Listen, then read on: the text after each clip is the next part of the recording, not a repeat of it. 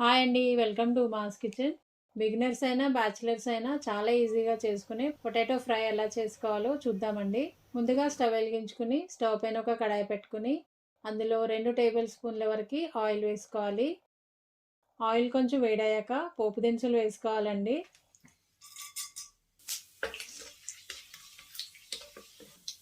ఇవి కొంచెం వేగాక వెల్లుల్లి రెబ్బలు, పసుపు, మీరు తినే కారం బట్టి పచ్చిమిరపకాయలు, కరివేపాకు వేసుకుని 2 నిమిషాలు వేయించుకోవాలి.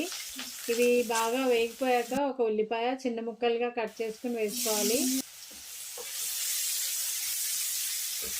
ఉల్లిపాయలు కూడా వేగిన తర్వాత చిన్న ముక్కలుగా కట్ చేసుకున్న పొటాటోస్ వేసుకుని మొత్తం కలిసేటట్టు 2 నిమిషాలు వేయించుకుని మూత పెట్టుకోవాలండి.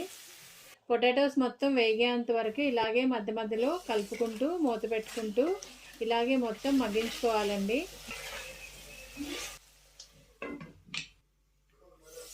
మధ్య మధ్యలో గరిటెతో ఇలా నొక్కి చూడండి ముక్క ఉడికిందో లేదో. చూడండి ముక్క ఉడికిపోయిందండి. ఇప్పుడు అందులో మీ రుచికి తగ్గట్టు ఉప్పు ఇంకా కారం వేసుకుని మొత్తం ఒకసారి కలుపుకోవాలి.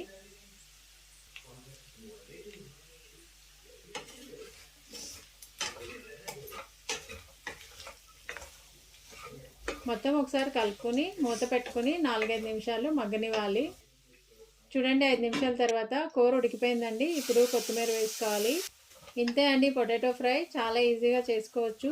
వీడియో నచ్చితే ఒక లైక్ చేయండి. Thanks for watching.